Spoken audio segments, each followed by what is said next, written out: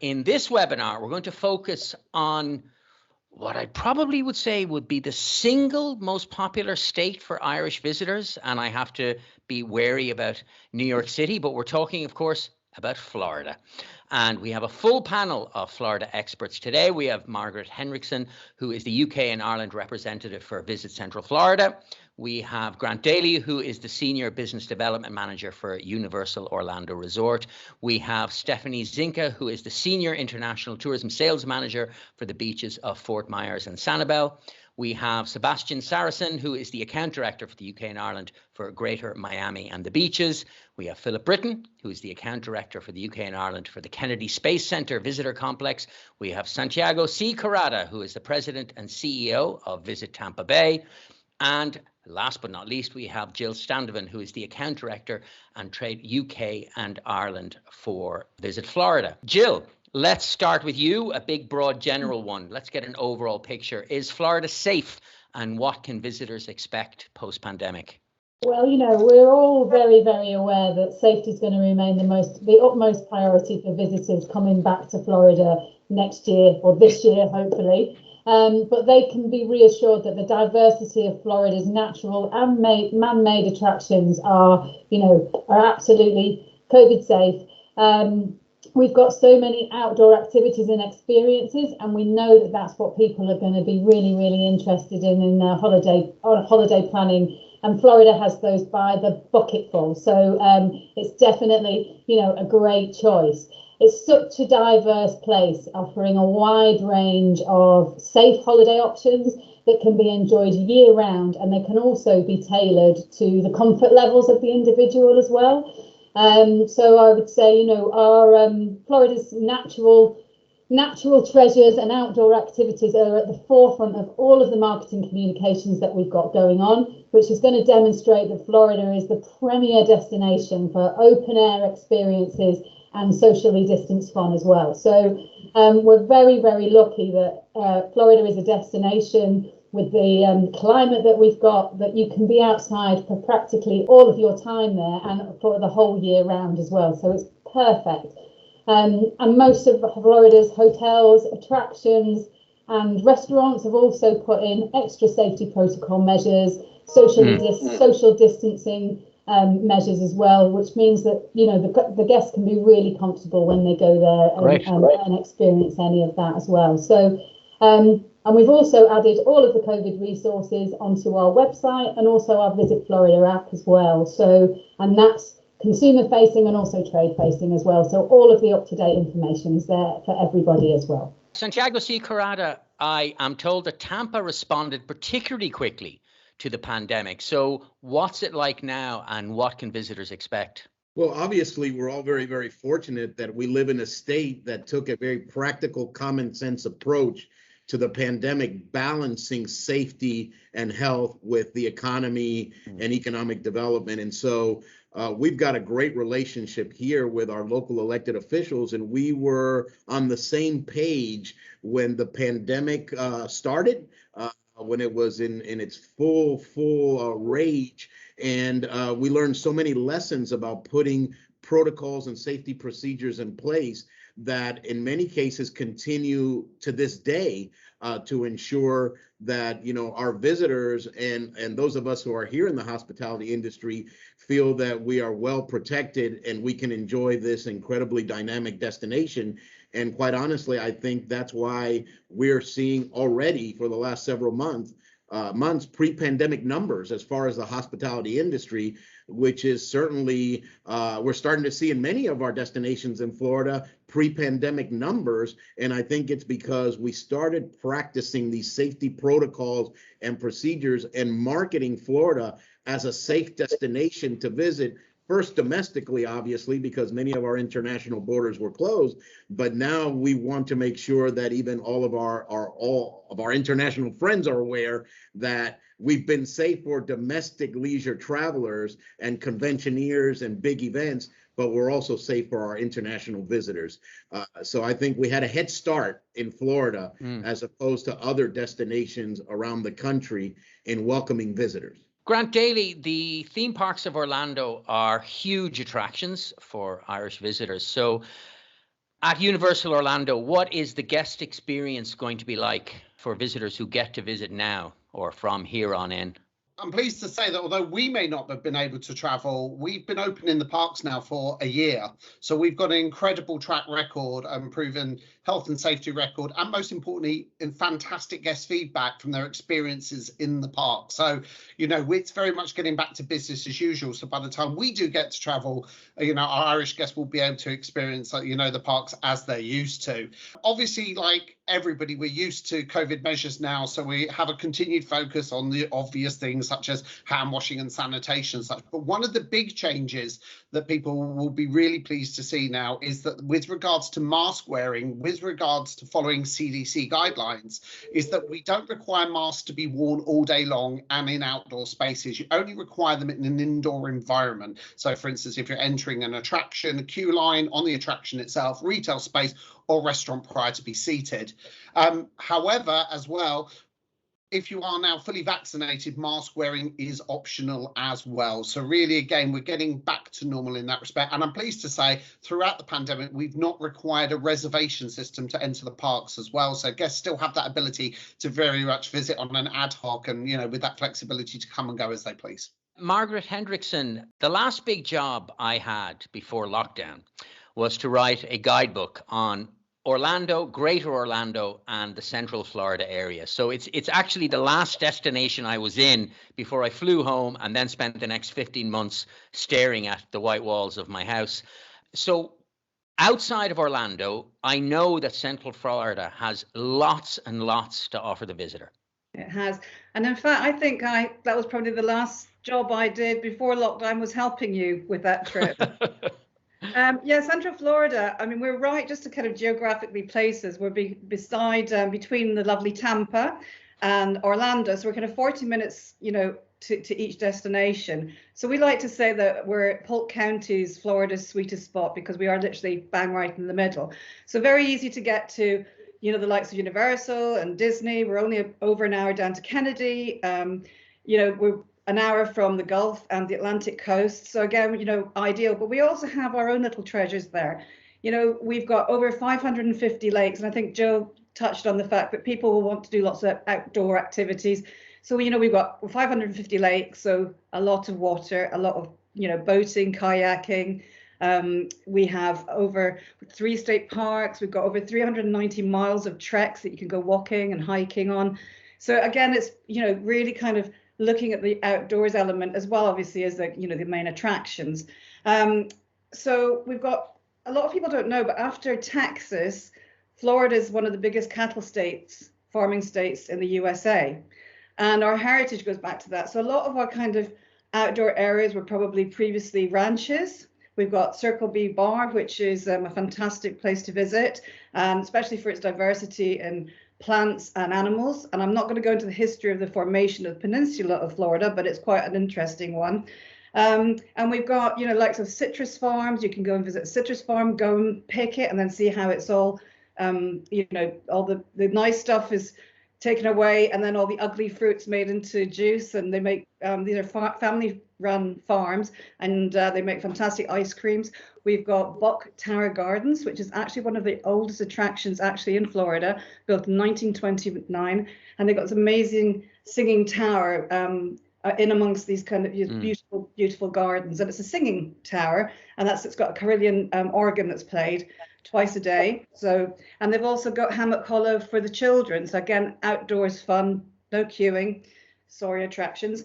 And Safari Wilderness, again, it's a 260-acre park. It's not a zoo. You can either go on safari trucks, but if you're very daring, you can actually take a tour on the back of a camel. So lots of different things to do. And I'll touch on another thing when we speak a bit further on about accommodation. Well, you mentioned the Kennedy Space Center. Philip Britton, it's an hour from Orlando. It's really just a short skip down the road. But in this post-pandemic landscape, how is it different now for people that perhaps who've been visiting before but might want to go visit again? Phil, we've really missed our astronauts. And astronauts are a big driver. I'm sure they've missed you too. Always, but they're always a big driver of the customer experience at Kennedy, and that. So with with a phased reopening, very similar to how Grant's described things. We hope to have that up and running, you know, in the coming months as the phases continue. We're currently moving towards phase 3, but we've introduced a whole new fleet of buses out to the launch pads, the Saturn V Centre, etc. So that's going to give the visitors a wonderful, more comfy experience, because we've got so much space at Kennedy. We're still able to offer all the outdoor experiences. All the food and beverages now up and running again. Atlantis, Space Shuttle Atlantis is fully accessible. And that, so we're doing very well. We've introduced, before lockdown, we were looking at more of the family experience. Planet Plays up and running now, so that offers a great opportunity for the younger visitors to enjoy themselves. But like everywhere, you know, we've been very cautious in the reopening. And once we get the astronauts back, then our dining experiences with the astronaut will continue and do very well, I'm sure. Stephanie Zinke, Santiago mentioned Tampa. So if you're going onto that Gulf Coast on the far other side of Florida from Cape Kennedy, Fort Myers is really one of the more beautiful places in Florida that I've been to. But can you describe to us, or to those who perhaps don't know it, what makes it so special? Certainly, yes. I mean, we have that great location. As you mentioned, we're on the Gulf Coast of Mexico, very, very strategically and favorable placed in comparison to Tampa or Orlando. So we're only 2 hours south of Tampa or 3 hours of Orlando. We have over 1,000 kilometers of shoreline, and therefore the beaches and the water, you know, they're the attractive part of our destination. Our islands like Sanibel and Captiva are like a unique spot, definitely in Florida. But personally, I believe it's that laid back, nature driven and wide open space feeling that you can find right here on the Gulf Coast of Florida. And I always like to say, we don't compete with the big guys like everybody represented on this panel. I like to believe we perfectly complement each other, and we would be the add-on, if you wish, for that perfect beach getaway. Add on some time after you've been to Orlando or Tampa or the theme parks, and you know, we just build that overall perfect Florida experience, which I think the richness is that we have all of the components we've heard and learned from today in that very small distance drive within a radius of 2 hours. And then we go to right down to the south, and Sebastian Saracen, Miami. It's a lot more than just South Beach. It's a lot more than just South Beach. To actually associate Miami to South Beach would be associating Dublin to Temple Bar. Yes, it's there. Yes, it's popular. Yes, it's a lot of fun. But there is a lot more out there. We are the largest city in Florida, and there are dozens of neighborhoods to be enjoyed in Miami, starting with the beach. South Beach is a reasonably small portion of the beach, which stretches for 35 miles all the way up to Sunny Isle. So there are other neighborhoods on the beach which aren't as full on as South Beach. I'm thinking about North Beach, Bal Harbor, or even Sunny Isle. But then I think it would be wrong to assume that everybody going to Miami wants to stay on the beach. Remember, we are the cruise capital of the world. Many of the people coming to Miami will be spending a few nights pre or post cruise, where they will see, or they have just seen, some of the most beautiful beaches in the Caribbean. So they may want something a little bit different. And it's just as well that we do have dozens of neighborhoods on mainland Miami that have come a really, really long way over the last 20 years or so. And they're very different. So anyone will be able to find the right neighborhood in Miami. If you've got people who are into designers, they are into the latest bar, restaurant, they would like to rub shoulder with celebrity, have a look at Brickell. It's a spanking new neighborhood right in the heart of downtown. If you wanted to have a more relaxed holidays, maybe get to know the locals a bit more, look at Coral Gables or Coconut Grove. Coconut Grove is a small village right on the water. It's got a very laid-back bohemian feel. Coral Gables would be known as the Beverly Hills of Miami. So if people want to experience the more upmarket side of the city, that's a great place to go. And there's a lot of very fun neighborhood that make a great day out. Really, my personal favorite would have to be Wynwood, which is right in the middle of Greater Miami, and it's just the coolest neighborhood you will find in Miami. It is probably the largest canvas for street art in the world. So plenty of graffitis and beautiful murals, and they change all the time. So you can go to Miami every year, and those murals will have changed from one year to another. There's a great scene for microbreweries as well in Miami. And then there is Little Havana. I would say there's no visit to Miami complete without a trip to Little Havana, which is not only at the very heart of the city, but it really is the DNA, the beating heart of the city. Remember that the population in Miami is very, very mixed, and there is a very large Latino and very large Cuban population in Miami. So yeah, it's much more than just the South Beach. There's plenty of neighborhood to be explored. Santiago, I mean, as Grant was saying, that the parks have been open for over a year, so Florida has been back in business for quite some time. Tampa, of course, hosted the Super Bowl at the beginning of February. Now that's all past now, but it's undergone some incredible development over the last few years. So what new hotel and attraction openings have there been recently? First, before I get onto that, I have to say it's so great to be on with our colleagues here, because I have been to every single thing that has been mentioned, believe it or not, and they are true to form. So everything they're saying, I can vouch for. In fact, I was just down in Miami last week, and I can tell you the Wynwood and the Brickell area that he's describing is just phenomenal. And again, been to every place, the space station, Bach Tower, so all pass holder to Universal, spend time down in Fort Myers, all incredible locations. And so back to Tampa, you know, this is a very resilient community. It seems that every time we're faced with a very difficult situation, people get hard at work. And so I'm often now embarrassed to say, because I get a funny look, that we picked up 2,000 extra hotel rooms during the pandemic. When other places were shutting down hotels, we were cutting ribbons. We've added a number of Aloft properties, Element. We opened our first JW Marriott during the pandemic. We are going to be opening a Marriott Edition property here very, very shortly. So we've come out of the pandemic with more inventory than we've ever seen in the history of this city and this location. And it didn't stop there. You know, Michelin rated chefs opening up restaurants. So if you want to have a great Italian meal, we have a fantastic new Italian restaurant in the historic district. If you want to have Asian Mexican fusion, we have a Michelin star rated chef that's opened up a new restaurant right in the heart of downtown. And believe it or not, you know, we have some attractions here as well. And Busch Gardens has been hard at work at adding new assets. In fact, they're about to open a brand new thrill ride, Iron Gwazi, that I'm excited about. I'm a roller coaster aficionado, a junkie, so I can't wait. And we added a cigar factory museum in, again, the heart of the district, the J.C. Newman Cigar Factory Museum, which you not only get a taste of our history, but you get to see how Cuban cigars are still being rolled in the capital of cigar making outside of Cuba. So many things have happened during the pandemic, and they are vitally important to our destination and are doing extremely well. Grant, the Velocicoaster opened at Universal earlier this month to much fanfare, and I think half of the world here can't wait to get over and try it.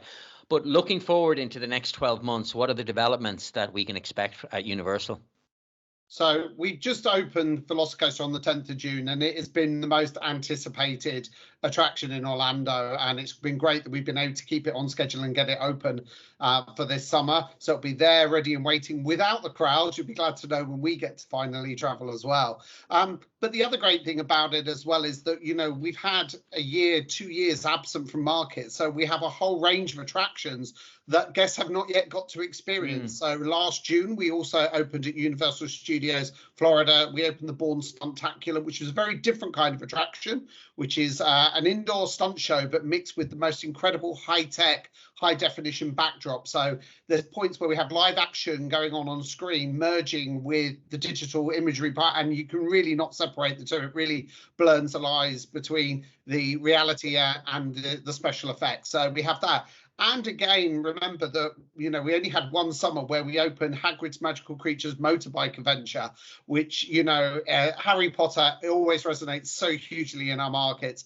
And, you know, we only had guests have that for one small glimpse of a summer. So they need to come and see that as well. So we've got 3 major attractions, but without a doubt, Jurassic World Velocicoaster is stealing the show. It's a proper world-class, highly themed coaster. You're talking the tallest coaster in Florida. It has 2 launches, 70 miles an hour. One puts you up 155-foot top hat maneuver and then down an 80-degree drop on the other side as well. So, you know, tons for people to see. And I'm sure, you know, watch this space. There's always something new coming with all the parks. There's a fantastic range from all the parks opening new attractions coming up soon. But also we've been opening hotel product as well. So we've also now opened our 8th hotel. All of our hotels are open and operational again. But Universal's Endless Summer Resort, Dockside Inn and Suites, opened again. That's now ready to accept Irish guests. And that's our new value categories of hotels. These are hotels that offer those on-site experience and benefits, including, most importantly, the early park admission benefit to the Wizarding World of Harry Potter and Universal's Volcano Bay. But the prices start, get this, at under $80 a night. Margaret, I mean, Grant alluded to it there, but the travel trade here are especially keen on knowing everything when it comes to accommodations in the greater Orlando, Central Florida area. So is there anything that they should be on the lookout for going forward? Yeah, I think, you know, to Grant's point that, you know, we've had this kind of, can you call it a hiatus? You know, last year, 2020, Legoland opened its newest hotel, which is the Pirate Island Hotel, not Ireland, which is all things OR pirates, which is fantastic. So that will be new to the Irish market. And actually this year, if we do get to travel, it's Legoland's 10th anniversary. The other thing we've got over 6,800 hotel beds in the area, you know, from different, you know, from your Marriott's, but we're also home to over 7,000 vacation rental homes. And this is something, especially the kind of the Davenport area, which is to the east of our county line, where a lot of Irish have probably already stayed, but of course they just think they're in Orlando. But they've probably already be staying in Polk County. So that's a very good value for money. And I think, you know, from feedback from the operators that, you know, people are booking, you know, self-catering accommodation, wanting that, they're going with extended families. And they're also spending a little more time there. So definitely great value, because anything from a 2-bed to like a 7-bed villa with own pool, some even have their own cine film rooms. So they're quite spectacular accommodations. But one resort that the Irish don't really know about, and we really want to talk about, is the Westgate River Ranch Resort. And this goes back to my story about the cattle farming in Florida, and it's one of the largest dude ranches east of the Mississippi River.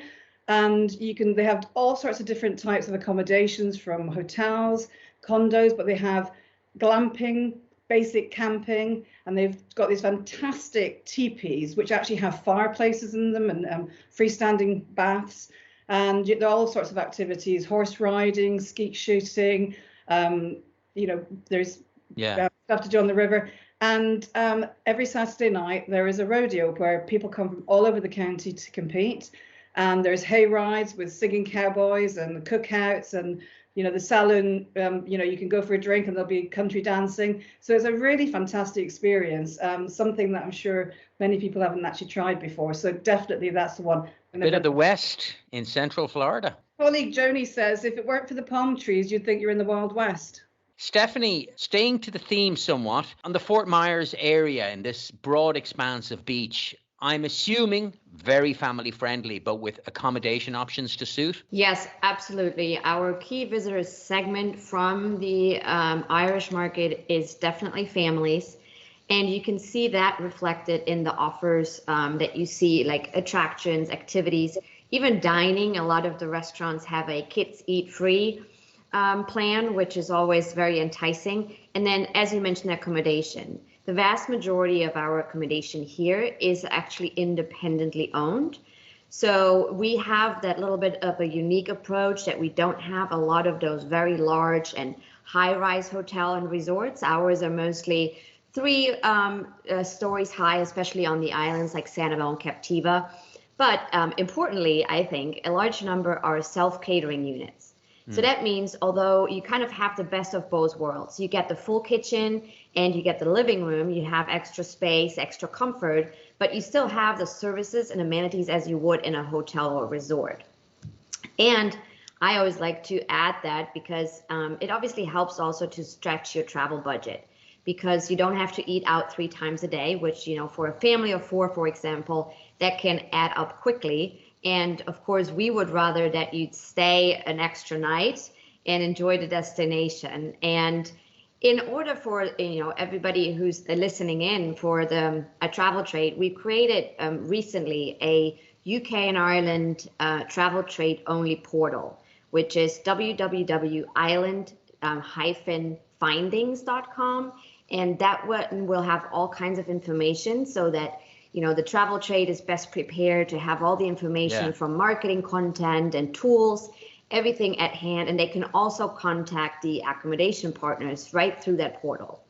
And lastly, one thing we added for families also, and keeping in mind that, you know, our economy was impacted obviously by some business closures and restrictions during the pandemic. So we launched a Sun Saver Passport, which is a great way to not only find sort of little insider places of where to go out and eat or where to go and play, but it also offers added value because you get all kinds of different discounts or special promotions, and it doesn't require an app. You can just access it by, you know, going through the website. So if you're interested in that, that's Sun Saver Passport, and it's a nice little addition to explore the destination. Brilliant. Sebastian, the issue of cost invariably comes up when people imagine a trip to Miami. They just assume that Miami is going to be expensive. But is that actually the case? Miami can be expensive if you are looking at a 5-star hotel within walking distance from Ocean Drive with direct access to the beach. You'll be paying the price tag for that.